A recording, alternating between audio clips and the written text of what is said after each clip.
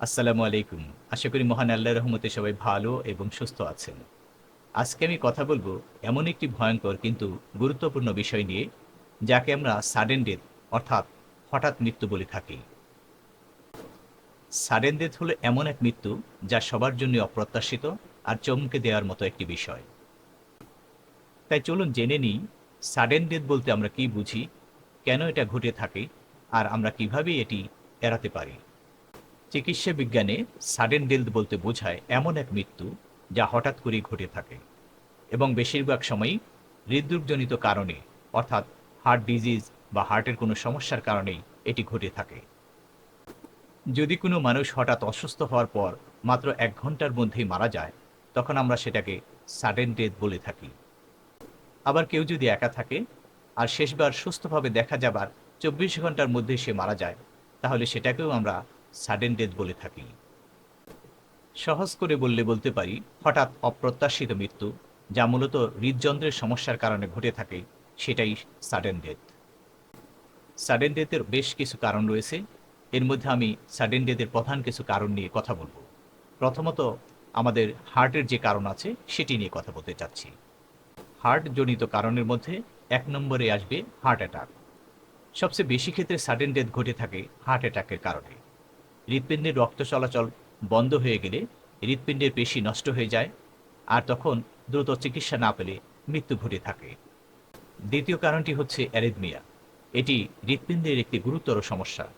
এক্ষেত্রে হৃৎপিণ্ডের স্বাভাবিক ছন্দ নষ্ট হয়ে যায়, ফলে হৃৎপিণ্ড সঠিকভাবে রক্ত পাম্প করতে পারে না, ফলে হঠাৎ করেই মৃত্যু ঘটে থাকে।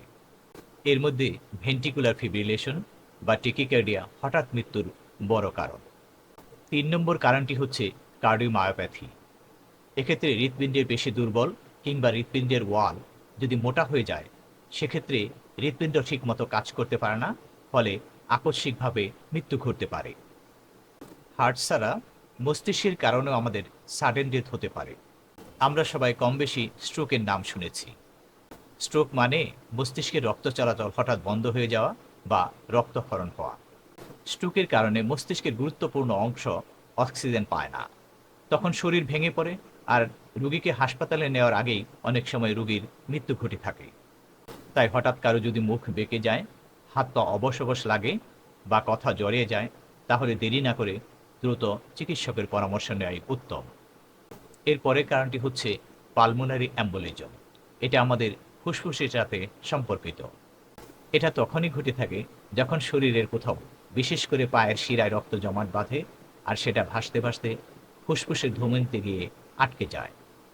এর ফলে হঠাৎ শ্বাস নিতে কষ্ট হয়, বুকে তীব্র ব্যথা হয়, মাথা ঘুরতে থাকে, আর খুব দ্রুতই মৃত্যু ঘটতে পারে।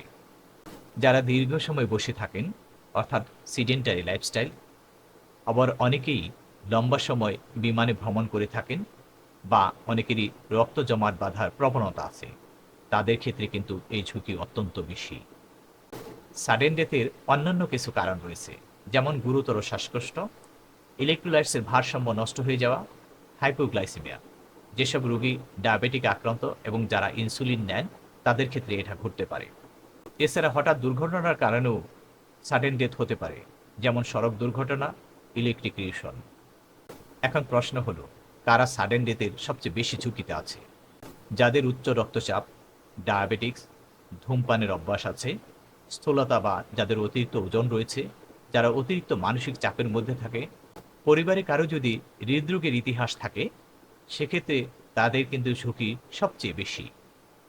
এছাড়া বয়স যদি 40 পার হয়, সেক্ষেত্রে পুরুষদের মধ্যে কিন্তু এই ঝুঁকি মেয়েদের তুলনায় অনেকটাই বেশি থাকে। তবে আতঙ্কিত হওয়ার মতো কিছু নেই, কারণ কিছু সচেতনতা আমাদের এই সাডেন ডেথের ঝুঁকি অনেকটাই কমিয়ে দিতে পারে। আপনি যদি নিয়মিতভাবে স্বাস্থ্য পরীক্ষা করান, রক্তচাপ, ডায়াবেটিক আর কোলেস্টেরল যদি নিয়ন্ত্রণে রাখেন, ধূমপান ও অ্যালকোহল থেকে যদি দূরে থাকেন, নিয়মিত ব্যায়াম করেন এবং ওজন নিয়ন্ত্রণে রাখেন, তাহলে আপনি অবশ্যই এই সাডেন ডেথের ঝুঁকি থেকে বাঁচতে পারেন। আর মানসিক চাপ কমাতে হবে। হার্ট বা মস্তিষ্কের কোনো উপসর্গ দেখা দিলেই সময় নষ্ট না করে দ্রুত চিকিৎসকের পরামর্শ নিতে হবে। মনে রাখবেন, জীবন একটাই, তাই স্বাস্থ্যকে অবহেলা করা মোটেই ঠিক হবে না।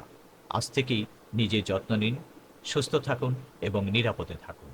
ভিডিওটি ভালো লাগলে একটি লাইক দিন, আমার চ্যানেল থিঙ্ক হেলথ সাবস্ক্রাইব করুন এবং বন্ধুদের সাথে শেয়ার করুন। মহান আল্লাহ সবাইকে ভালো এবং সুস্থ রাখুন। আল্লাহ হাফিজ।